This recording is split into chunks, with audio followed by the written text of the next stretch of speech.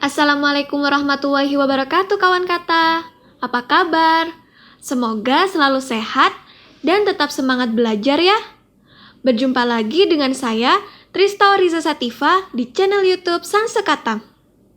Pada video sebelumnya, kita telah belajar tentang bagaimana menggunakan kalimat efektif yang baik dan benar dalam berkomunikasi.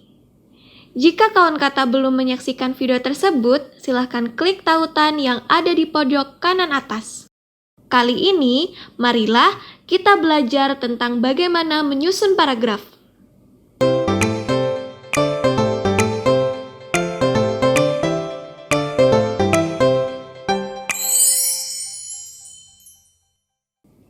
Apa yang dimaksud dengan paragraf? Paragraf dapat diartikan sebagai karangan mini atau juga bisa disebut dengan satuan bahasa tulis yang terdiri atas beberapa kalimat yang tersusun secara runtut, logis, dalam satu kesatuan ide yang tersusun lengkap, utuh, dan padu. Paragraf juga merupakan bagian dari suatu karangan yang terdiri atas sejumlah kalimat yang mengungkapkan suatu informasi dengan pikiran utama sebagai pengendalinya dan pikiran penjelas sebagai pendukungnya. Oleh karena itu, paragraf yang terdiri dari satu kalimat berarti tidak menunjukkan ketuntasan atau kesempurnaan. Nah, kawan kata tahu tidak tentang ciri-ciri paragraf? Yuk kita simak video ini sampai selesai.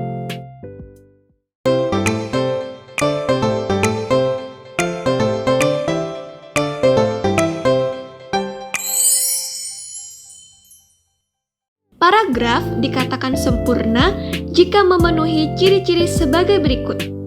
Pertama, kalimat pertama bertakuk ke dalam kira-kira 5 ketukan spasi untuk jenis karangan ilmiah formal. Kedua, paragraf menggunakan pikiran utama yang dinyatakan dalam kalimat topik. Ketiga, paragraf dikembangkan menggunakan pikiran-pikiran penjelas. Nah, kawan kata, terdapat beberapa jenis paragraf berdasarkan sifat dan tujuannya, yaitu paragraf pembuka, paragraf penghubung, dan paragraf tertutup. Sedangkan jenis paragraf berdasarkan teknik penulisannya terdiri dari paragraf deduksi, paragraf induksi, paragraf campuran, paragraf narasi, dan paragraf deskripsi. Untuk mengembangkan paragraf, kawan kata dapat menggunakan teknik pengembangan paragraf sebagai berikut. Teknik pertentangan. Sebagai contoh, Orde 1998 sampai 2006 atau Orde Politik Indonesia kini jauh berbeda dari Orde 1967 sampai 1998. Ini menyebabkan kehidupan dan penegakan hukum dalam kedua periode orde itu juga berbeda besar. Orde pemerintahan Soeharto memiliki kecenderungan kuat ke arah sentralisme, otoriter, dan represif.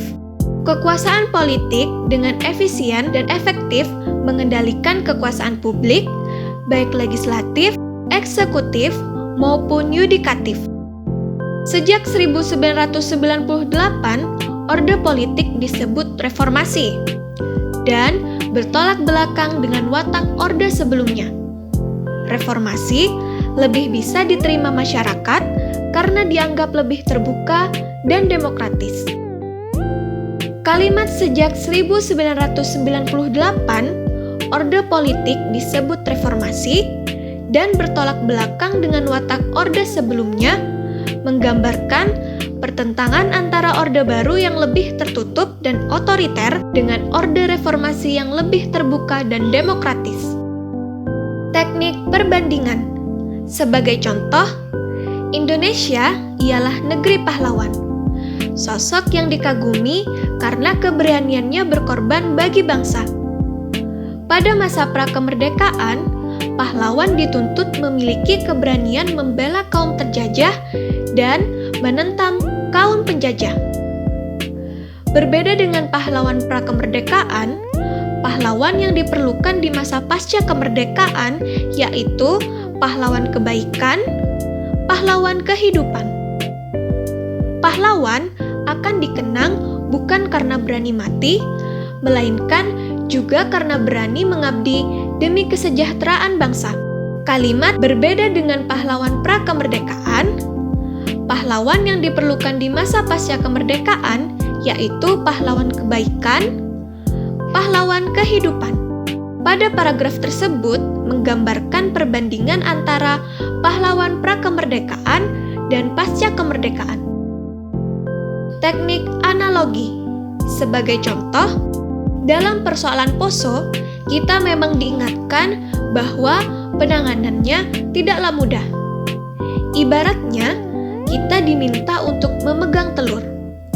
Kalau terlalu keras memegangnya, telur itu akan pecah. Tetapi, kalau terlalu longgar juga akan pecah karena akan terlepas dari tangan. Kalimat ibaratnya kita diminta untuk memegang telur adalah perumpamaan yang dianggap memiliki kesamaan dalam menyelesaikan konflik Poso. Teknik contoh-contoh. Sebagai contoh, selain tipe introvert, sifat manusia yaitu ekstrovert. Tipe ekstrovert yaitu orang-orang yang perhatiannya lebih diarahkan keluar dirinya, kepada orang lain, dan kepada masyarakat. Orang yang tergolong tipe ekstrovert memiliki sifat-sifat tertentu. Contohnya, berhati terbuka, lancar dalam pergaulan, ramah tamah, penggembira, dan lain-lain. Untuk mengembangkan paragraf dengan teknik contoh-contoh, kita dapat menggunakan konjungsi. Contohnya, misalnya, dan seperti. Teknik sebab akibat. Sebagai contoh, seharusnya Indonesia telah menerapkan negara kesejahteraan sejak awal kemerdekaan. Program Jam Sostek baru dimulai pada tahun 1976 sehingga Indonesia tertinggal membentuk tabungan nasional. Padahal Malaysia telah memulainya sejak 1959. Akibatnya, saat krisis melanda Asia pada tahun 1997 sampai 1998, Indonesia paling sulit untuk bangkit lagi. Oleh karena itu, Indonesia perlu melakukan reformasi penyelenggaraan program jaminan sosial.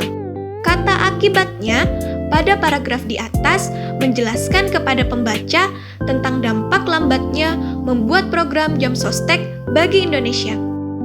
Teknik definisi. Sebagai contoh, apakah psikologi itu?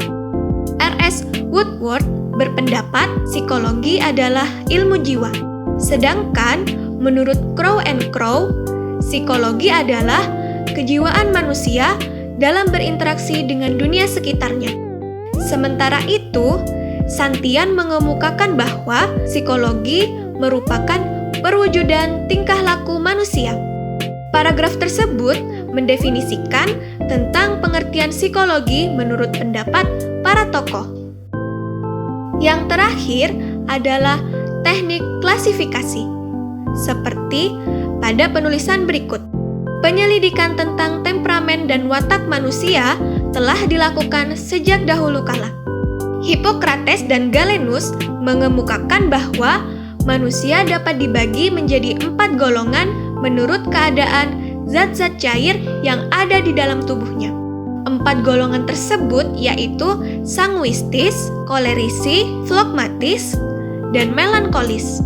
Nah, kira-kira kawan kata bisa tidak membuat satu paragraf dengan menggunakan salah satu teknik pengembangan paragraf sebagaimana yang sudah dijelaskan tadi?